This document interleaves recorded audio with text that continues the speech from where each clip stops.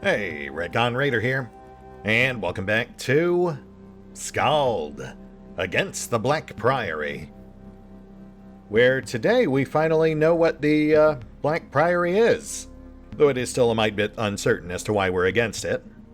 Hopefully we'll be finding out soon, since, aside from chatting up a few new NPCs, our business in Harran is pretty much done. I've already taken care of most of our bookkeeping. Obviously I've already swapped in Embla. We bid fond farewell to Freya, may she live forever and not die horribly off-screen. Though in actual, practical fashion, it's essentially like she never left because... Yeah, Embla, we basically built her exactly the same way. Same spells and everything. The only real downside is that she did not gain the XP for defeating Father, so she is one level behind the rest of our crew. However, that is more than offset by a rather absurd intellect. Though I will say that is at least in part propped up by some other new gear I picked up whilst roaming the city. In fact, most of our guys are looking a mite bit superhuman at this point. But we're up against literal gods, so, you know, we'll take every advantage we can get. Speaking of which, we've got level ups in the queue, so let's run through those real quick. Starting with Farron, who of course will immediately grab that final rank of diplomacy. And then we're going to go off script again and sink 2 points into Shield Master, and put us within spitting distance of Shield Slam. Which obviously isn't much of a game changer, but it sounds fun, so why not? After that we've got Drina, and she will finally start expanding her spell repertoire by banking the first rank of Mind Magic. Long term, our goal is to grab Stunning Touch, so she can more efficiently stun-lock people. But this will also allow us to get some leverage out of those aura increases we're also picking up. So yeah, that's pretty much her next 3 level ups. And for our first Mind Magic spells, we'll go ahead and grab Aura of Fear and Fortify Will. I will note, however, that Instill Courage is also on my radar, if just because it's an aura spell. But we actually have a book for that one, so we'll ignore it there and pick it up here. Since, as you can see, I've obviously done a bit of shopping off-screen. And there's our Stunning Touch book, of course. That'll be for 2 levels out. After that, we've got Kat, and we'll go ahead and have her bank another point of increased movement. And then with 1 point left over, we'll go ahead and grab another rank of backstab damage, why not? There are some general accuracy boosts and such I'd also like her to pick up, but we'll net those over the next few levels. Next up, Roland. And, I mean, not much to say here. Given that fantastic full plate we borrowed from the Rat Queen, he has no need to invest any further in the armor trees, so yeah, we just continue grabbing capstones. And this time out, we will grab Smashing Charge. Which brings us to Ivan. And here, again, we are going slightly off script, because although we've maxed out his range tree, it has been pointed out to me that apparently multi-attack is not melee specific, even though they do have it entrenched in his melee tree. So yeah, it's going to take us a few levels to get there, but that is his new priority. We'll have access to it by level 18. That'll put it perilously close to endgame, but, you know, better late than never. Not like he's really hurting for anything else. That said, let's wrap things up in Harran. As aforementioned, we have a handful of new NPCs scattered around, but most of them are just generic vendors. But there are some exceptions, so we'll focus on those. A grimy woman with a haggard look on her face approaches you. You get the impression she would normally be quite beautiful, but starvation, disease, and constant fear has erased that from her features. Perhaps for good. Please, They say you were looking for a way off this island. Is that so? Well, that's certainly our plan, but it's yet to be seen if we'll actually succeed. Why do you ask? I'm Julia. My sister Yulia lives in a small village called Fergal on the island north of here. I was supposed to travel to her before this all broke out, and she must be worried sick that I haven't arrived yet. She wrings her hands. Fergal, a small village on the island of Errol, known for its orchards. First we're hearing of it, but nice to know we've got more than one island to look forward to. Albeit small ones, each with a single settlement. Plus the Black Priory, of course. I'm in no condition to travel now, and so, should your travels take you to Fergal, would you please seek out Yulia? Tell her that I'm still alive and not to worry. I'm sure they have all kinds of troubles themselves up there, and I wouldn't want her to spend time worrying about me as well. Sure, yeah, we'll let her know. Sounds like we should probably swing by and check in on the place anyway. May the Golden Dead bless you. I'm sure my sister can spare a few coins once you tell her the good news. A few tears of joy leave streaks on her soot-covered face. Obviously not much of a quest, but an excuse to visit the new location before getting entrenched in some new flavor of esoteric horror. And we now have access to this building as well, which appears to be a little bunkhouse. A matronly woman with red cheeks and impressively bad teeth gives you a suspicious look. You're either here for a bed and a bowl of stew, or you ain't got nothing to do here. You know what? That is fair. Let's see what you've got stewing. Okay, well that's not actually stew, those are cheese plates, but sure, why not? And how about you guys? What's going on over here? A group of weather-beaten travelers, clad in ragged robes, occupy the innermost beds of the flophouse. One of them smiles dejectedly at you. Hello there, brother. I'm Tomasz. I led this little troop on our pilgrimage to the Outer Isles. That is, until all this madness started. A pilgrimage, you say? Indeed. We came by boat from the mainland to see the 5 shrines of the Outer Isles. It's a lesser-known route, and it takes you far from any inn. That is perhaps why I feel it can be such a powerful experience. To complete the route requires true devotion. Not that it matters now. It seems my comrades and I are stuck in Harran. So you're just giving up? Well, there isn't much we can do. They say no ships are coming or going, and in any case, the region seems far too dangerous for us to venture into for now. It would seem that we're stuck here for the time being. Well, that is a shame. Wish I could help. Tomasz suddenly looks you over for a moment. You know, you have the look of a mercenary about you. Perhaps you'd be interested in taking on the pilgrimage?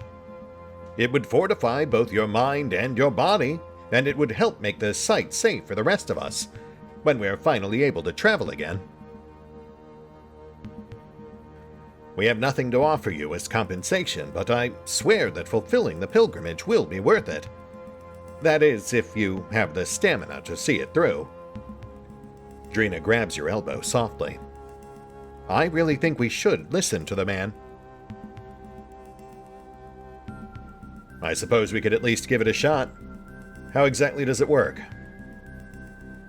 As I said, there are 5 shrines scattered throughout the Outer Isles. To complete the pilgrimage, you must visit each of them and spend no less than 8 hours at each site in deep meditation while you recite the Pilgrim's Prayer. The Pilgrim's Prayer. I'm afraid I'm not familiar with that. Oh, not to worry. We'll teach you the prayer before you go, and note down the general directions to each of the shrines in your journal. You should consult it before setting out. And don't worry, you can complete the pilgrimage in any order. Good to know. Tomasz looks invigorated at the prospect of sending you off on the pilgrimage, and smiles warmly at you whilst placing his hands on your shoulders. Brother, there is nothing more for me to say. If the will to complete the pilgrimage lives within you, it will be so. Now, be on your way, and best of luck. Drina bows respectfully to the weather-beaten man. Nice. So we now have our 5-part shrine quest, which I am hoping will be a way to further boost our attribute points, but I suppose we'll know in very short order, since we have the Shrine of Presence just north of us. We also have very rough directions to the rest, but we'll worry about that later. Short term, our main goal today is just to finish things up on Idra. Collect our boat, check out that first shrine, perhaps have a chat with Embla, should she offer. We currently have 3 present, so let's go hit that shrine.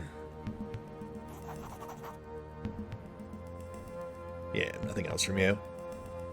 Interesting they actually gave her dialogue, though. That's more than I can say for most of the other vendors in Harin. Not a huge deal, I suppose. Just feels a little inconsistent. Alright, let's head out.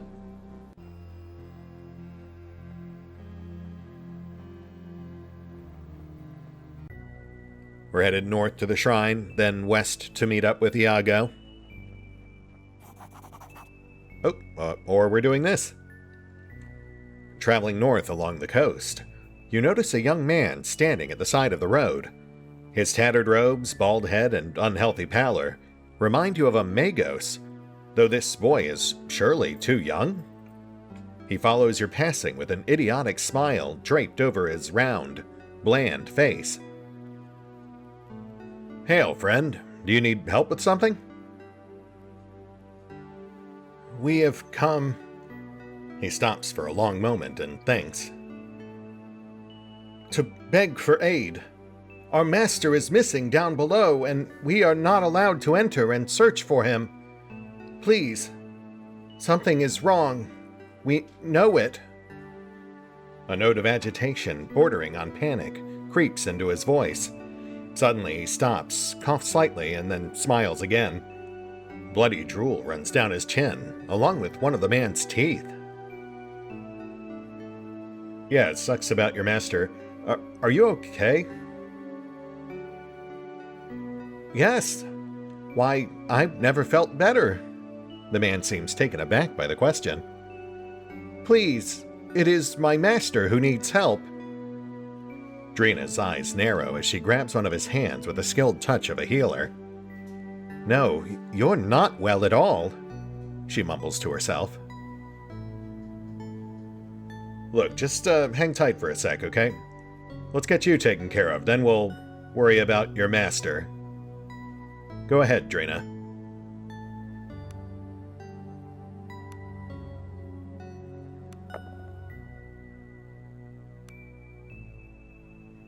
From his skin and nails to his jaundiced eyes and missing teeth, the young man's condition is perplexing.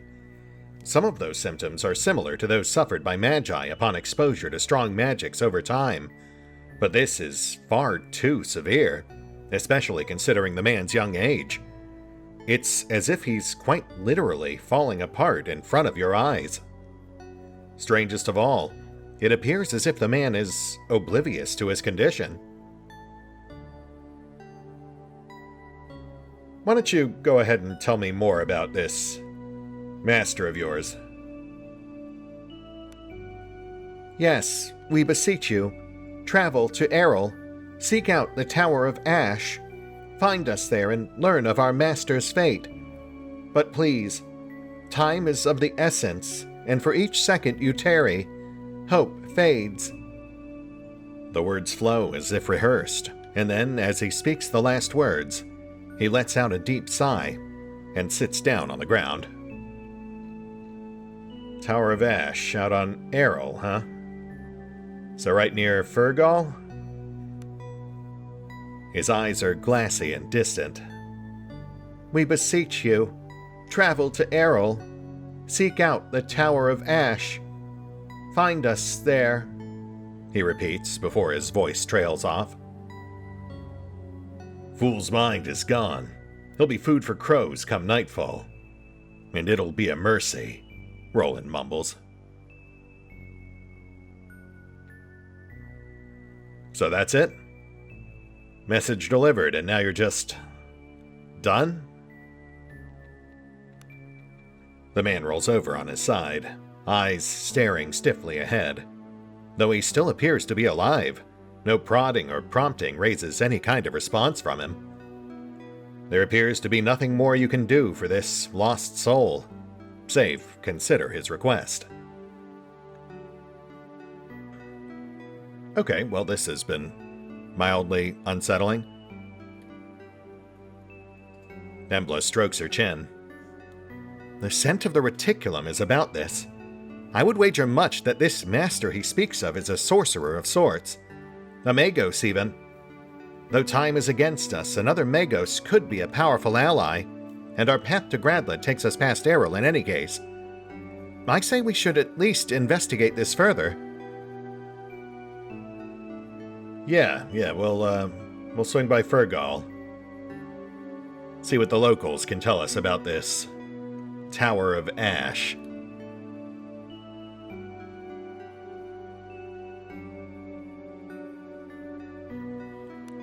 I wonder if that was an actual apprentice, or like some sort of fire and forget single-use simulacrum.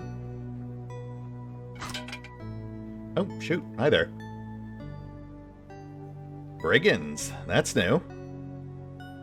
With fancy pants art and everything. Okay, yeah, I'll bite.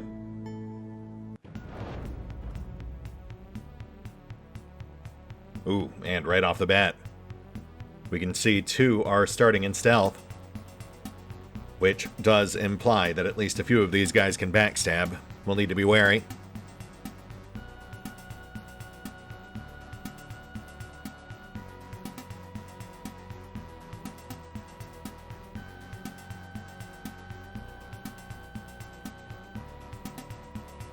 Here we go.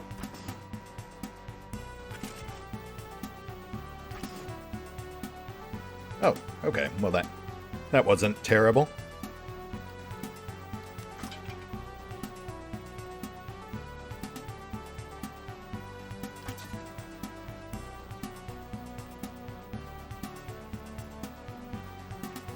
I wonder if we can force target someone in stealth.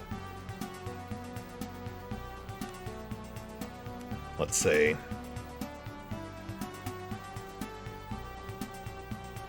No. Okay, fair enough.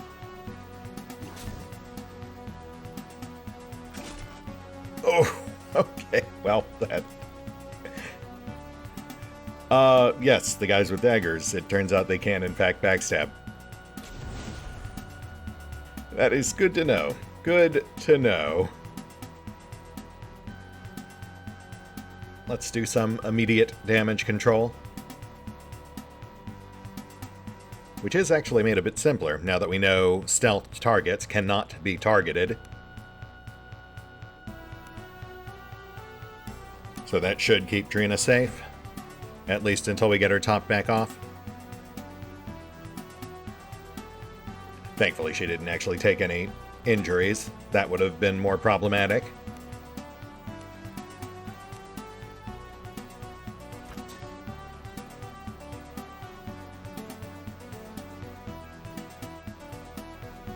Trim around the edges.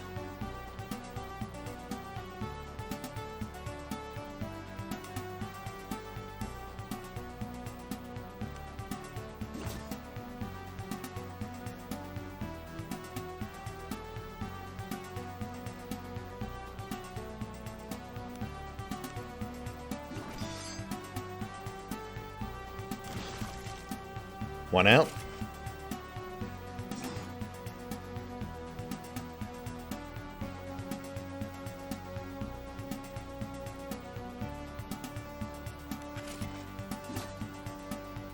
Headshot, nice.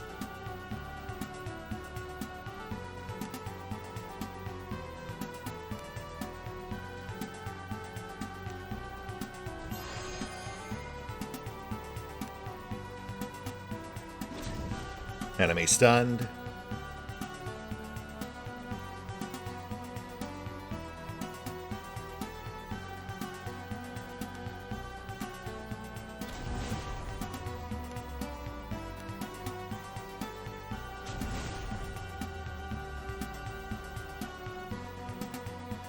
Top off.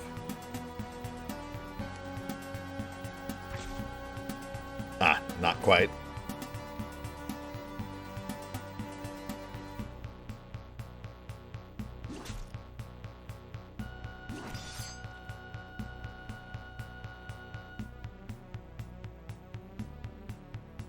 We'll go ahead and finish that one off.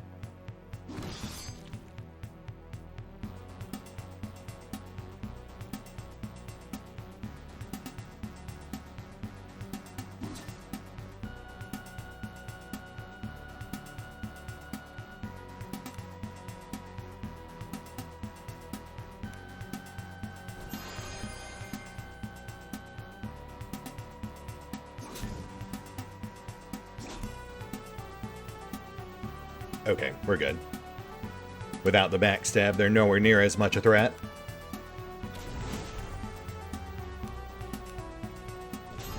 It is nice, though, to finally see enemy casters and backstabbers. Actual viable threats.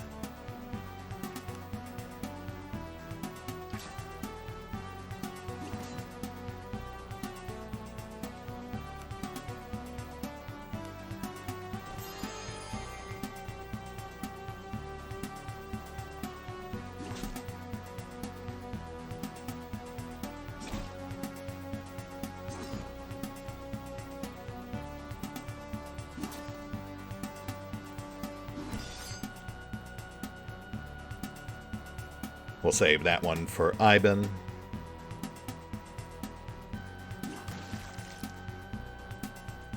Headshot and arm shot. That's rough, buddy.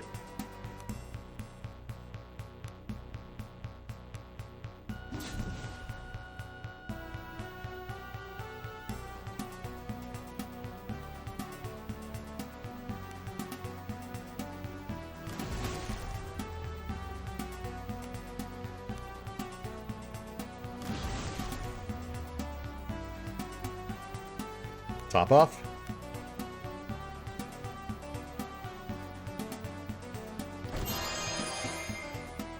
Lovely.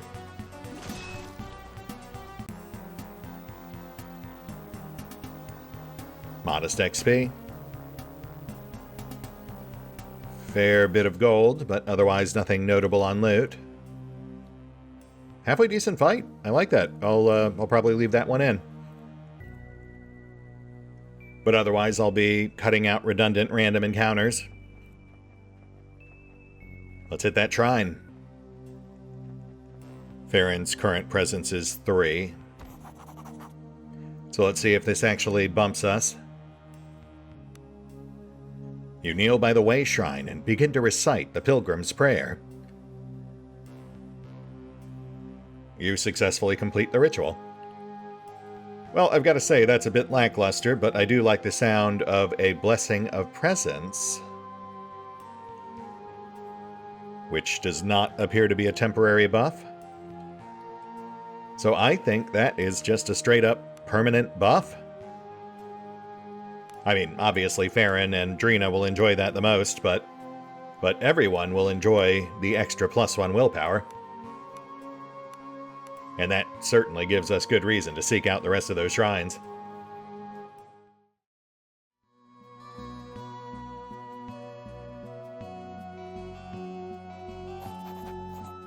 Iago is thoughtfully pacing the deck of the Weather Maiden, securing cargo and tightening knots. The banality of the tasks appear contrary to his flamboyant personality, but speaks of a deep love for the vessel. Farron, you look grand! The Maiden is shipshape, and we are ready to sail at your command. Oh, well, fantastic. And here I thought you might actually take some convincing. But apparently not. Okay, well, I really thought this would be more involved, but let's set sail. Music to my ears. We are ready when you are. Just know that you must finish your business here in the sea caves before we go. Leave no belonging behind or errand undone. My men and I will block off the land entrance to hide the sanctuary from would-be intruders and Imperial scum. Nah, that's fine. I already hit the vendor on my way in. Nothing notable, just picked up like 50 arrows. Let's head out. Then I shall give the order. My crew and I will maneuver the Maiden out and into open waters and await you there. Board when you are ready, and though we may be sailing towards our doom, we are certainly sailing towards great adventure. The Weather Maiden is expertly guided out of the sea cave, and now lies at anchor, awaiting your arrival. And there it is. Oh, look at that. We can actually... Sailing.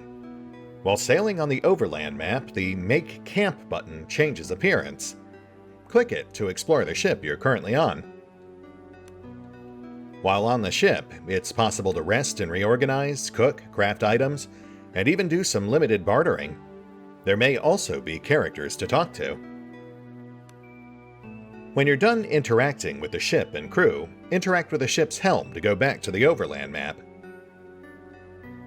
So a full-on mobile base. Let's check it out. Hey, Zara. Ooh, I like that they actually changed your backdrop. Zara expertly mans the helm while keeping a steady eye on the horizon. She appears to revel in the fact that she's back at sea. And as she sees you, she lets out a howl of joy. By all the blind maidens, it's good to feel the wind on my face again. This is a good life, no? Winds behind and adventure in front. Well said.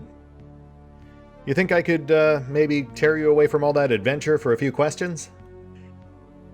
Nothing I'd rather do than answer your questions. Alright, easy now. Though, look, I'll be happy to go chew Iago's ear instead if you just point me towards him. He's around somewhere. Have you tried his cabin below? If he's not there now, just keep checking in, and you'll run into him eventually. Okay, fair enough. I don't suppose you've got a room set aside for us? Not to worry, we set aside a cabin for you down below, next to the captain's quarters. Feel free to rest there and store any items you might wish to. I can assure you they'll be quite safe. Okie dokie. And if we want to cook or craft, I assume we have run of the mess? Sure, there's an oven going over on the forecastle where you can cook your meals. And before you ask, the forecastle is at the front of the boat. You don't say. Well, thank you very much, Zara. I'll leave you to your helm raising.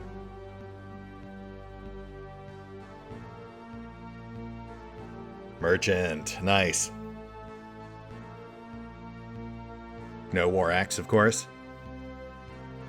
But we do have a fair assortment of arrows. I'll come back for those later.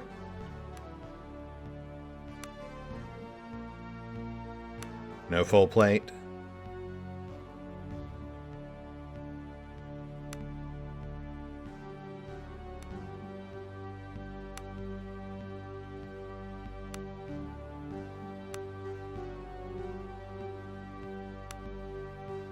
Yeah, nothing here all that notable. Aside from perhaps the arrows. But, I'll check back every so often. And also, of course, it's just nice to have a place we can offload our goods more easily.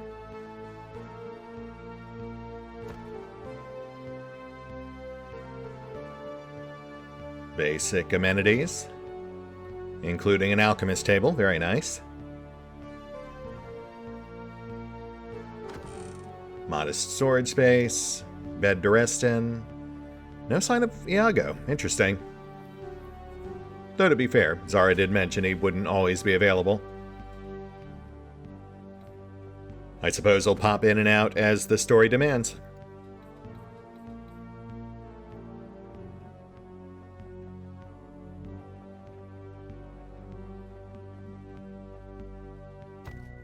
On we go.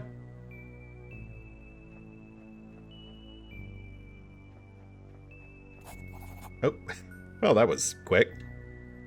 The ship is alive with nervous energy as the crew scuttles back like pieces of some well-crafted machinery. Though your journey is bound to be fraught with danger, there is little doubt that being back at sea has done the crew well. True to his idiom, Iago swings in on a rope in dramatic fashion, landing elegantly next to you. It is good to feel the wind on our faces, no? We are about to leave the fjord, and from there we may set our course north towards Grognard.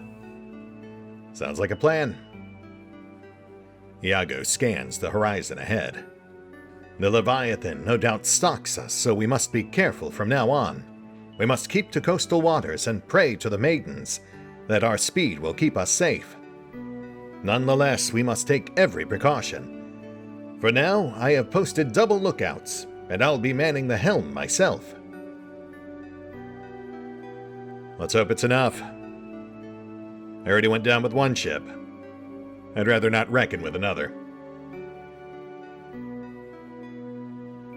Right you are, Farron. Come see me in my quarters below later if you wish to talk further. Iago bows and leaves. It is out there. I feel it. You turn to see Embla standing behind you. The Leviathan. It hungers. Yeah, about that. I don't suppose you could tell me what that thing actually is. I suspect the Deep Ones called it here. Though who is the master and who is the servant, I cannot tell. It is certainly older than them. Right. Look, Embla. I'm gonna need some real answers if you expect me to tough this out. I don't suppose you're ready to share? I am. And now is as good a time as any. Embla takes you below deck, and you find a small corner in the hold that is as close to privacy as can be found in the cramped vessel. She takes a deep breath, as if she is about to plunge into freezing water, and begins talking. 2 years ago, I was, let's say, put on the trail of a rumor that an expedition had been mounted to the Outer Isles. More accurately, to an island north of Idra by the name of Grognard. It's a cold and barren place, but it is allegedly the location of an ancient monastery referred to as the Black Priory. The Black Priory? Why does that sound familiar? Though you've never heard the name before, it echoes in your mind as if stirring old memories. The site was built a full age into the past, and for millennia it stayed unnoticed and far removed from the affairs of the Empire. So much so, in fact, that it virtually passed out of the historical record centuries ago. No small feat in an empire built on the backs of archivists and record keepers. Yeah, tell me about it. And thus it would have remained if it wasn't for the boundless ambition of a group of powerful men known as the Cabal. I don't know who it was that whispered in their ear, but something convinced them that the Black Priory was not forgotten. It was willfully expunged. You're saying it was hidden on purpose? Why would they do that? Not for the monastery itself, but what was said to lie underneath it. Embla grasps your wrist and leans in while her voice drops ever so slightly. The monks built the priory to guard something. A grave. An ancient tomb from the earliest days of the Empire. And if the priory's existence was truly lost to history, it means that, at some point, the very Empire itself must have aided in the conspiracy of silence. I don't understand. Who would they need to bury so deep it would call for this kind of burial plot? I cannot tell you exactly how I know this, but I have not a single shred of doubt. What lies buried under that priory is the corpse of a Magos emperor. Not only that, but it must be one of the first and oldest of the line. One of the emperors? How could that possibly be true? It can, and it is. Not all of the corpses of the first emperors can be accounted for, and internment in the Eternity Vale did not begin until centuries after Galleon's ascension. At the end of his reign, Galleon is said to have ascended and become one with the Reticulum. This was taken as a sign of not only his divinity, but the divinity and legitimacy of every Magos emperor since. Interesting. The Cabal knew it to be true, as do I. Their expedition arrived at the island of Grognard a few months ago. I suspect they breached the tombs underneath the temple a few weeks later. Whatever they found down there, its reticular reverberations were powerful enough to throw all of the Outer Isles into madness. Great, and now we're sailing right into the middle of it. Embla smiles weakly. He's calling out to me. I feel it in every ounce of my being. Unfortunately, I'm not the only one to hear the call. Like sharks drawn to blood in the water, other things are drawn to it as well. Things from outside. Alright, you're losing me again. Outside what? Embla swallows hard and her voice drops to a whisper. The dragon. It's awakening and its 7 eyes are fixed on the Outer Isle, on the Black Priory. The nearby lanterns flicker. Crawling tendrils of madness stretch greedily towards the Priory. It hungers for the holy corpse, and if it reaches it... Embla halts and, for a moment, struggles to control her breathing. You know I'm right. You can feel it in your guts. There is no other path out of the Outer Isles except that which leads to the Black Priory, and the secrets it holds.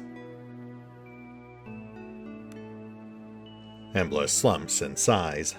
She looks exhausted, and for a moment, you see her as the quiet and aloof youngling you once knew. I had other questions, if... Of course, ask. Now is the time. So, say this thing under the Black Priory is the corpse of an emperor. What do we do with that? When powerful magi pass, their corpses retain much of their reticular attunement. Emperors are amongst the most powerful of all magi, and needless to say, their corpses are a source of great power. It's not without reason the imperial corpses of the Eternity Vale are guarded so jealously by the Sepulchites. But if that's the case, then why would one be buried here? It sounds incredible, but as I said before, there are corpses from the earlier dynasties that have been lost to history. There were emperors that were proscribed by the Magi. It may indeed be the corpse of one of those forgotten emperors that has been found on Gradla. But there's more.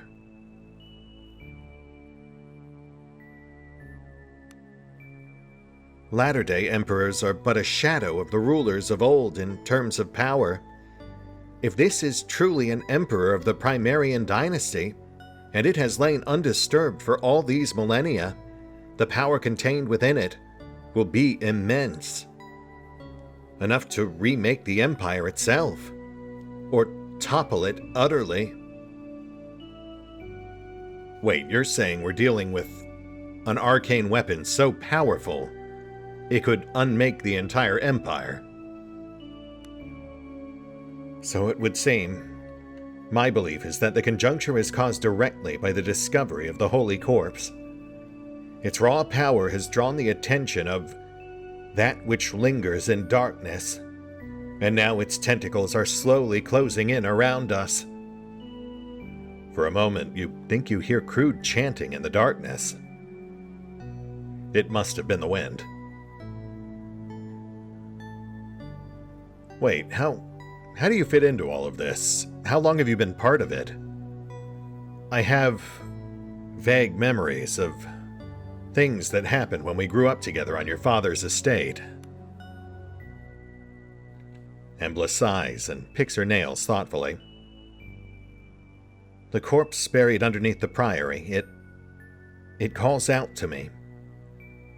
I cannot tell you exactly when it began, but the beckoning intensified greatly once the tomb seals were broken. Now it's almost unbearable, and it's growing stronger by the day. But why you? Does it have something to do with your mother? There are things I'm not ready to talk about. Things from my past, from when we were young together. What I will say is that I sense certain things.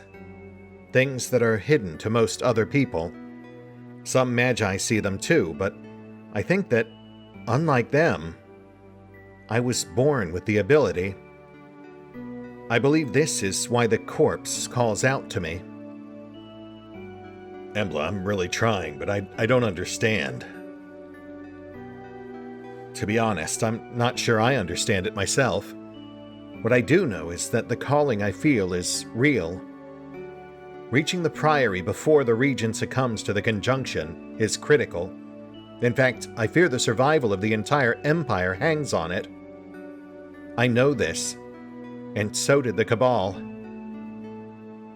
The Cabal, right. Tell me about them. Who are they? The rise of the Cabal is the surest sign that the power of the Magi empires is waning. Even a decade ago, such consolidation of power into lay hands would be unthinkable. The Cabal is shrouded in secrecy, and will go to any lengths to keep it that way. What few rumors I have heard claim that certain lay nobles and freelanders are prominent amongst their ranks, men and women of great wealth and even greater ambition. I cannot tell you what their ultimate design is, but these people are no amateurs to power. They no doubt realize what lies beneath the priory and the impact its recovery will have on the course of the empire. I also believe that if they were to achieve their end goal, it would spell disaster for us all. Sounds like people in need of killing. That, at least, I can wrap my head around. What about the people taken from Haran? I notice you haven't mentioned them. You think they can still be saved? No. I suspect they're already dead. Or worse. Why keep that a secret? Why not tell Marcus? Would you rather I was as blunt to him as I am to you? Better they have a sliver of hope. There are still trials ahead for Marcus and the Haranites, and it would do them no good to face it with a broken heart. Yeah, fair enough.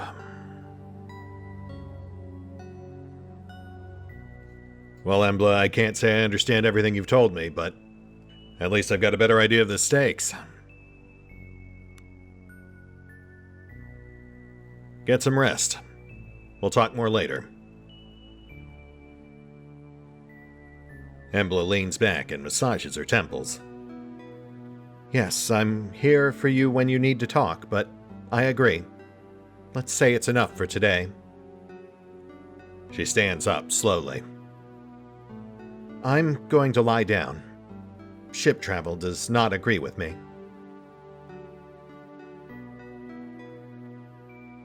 The maiden set sail. My goodness, that was quite a lore dump. Though I do notice there were certain key aspects she definitely distinctly steered around. The whole time loop thing, her mother's mysterious ailment, her own youthful attunement to the arcane. Let's see if Iago's got anything else for us.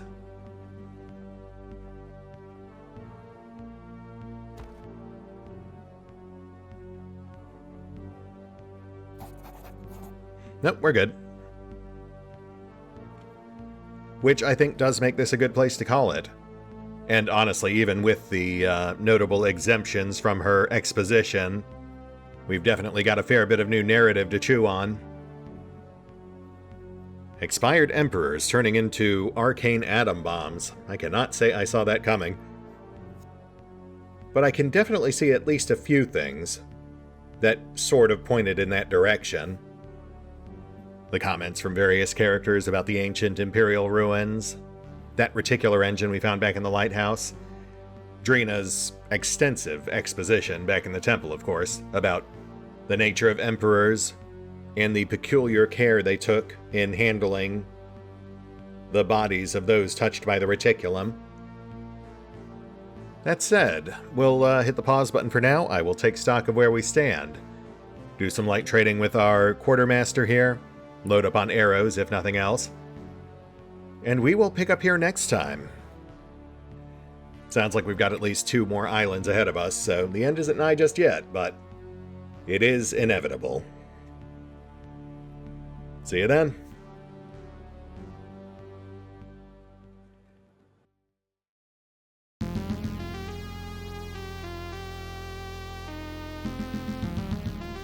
Oh, and special thanks to the raiders, the fine folks who help make these videos possible, including but not limited to Eerie B23, Revenant, Alois, Dragon Matrix 7, Drakiith, EgonAlter, Exsellsior, Gottlieb, James Trimmier, Kazorm, Mark Giemza, Nathan Welch Jr., OverlordPherom, RandomPassrby, RobbyB, Tomasz Piątkowski, Triphoppenskip, and Valinrook.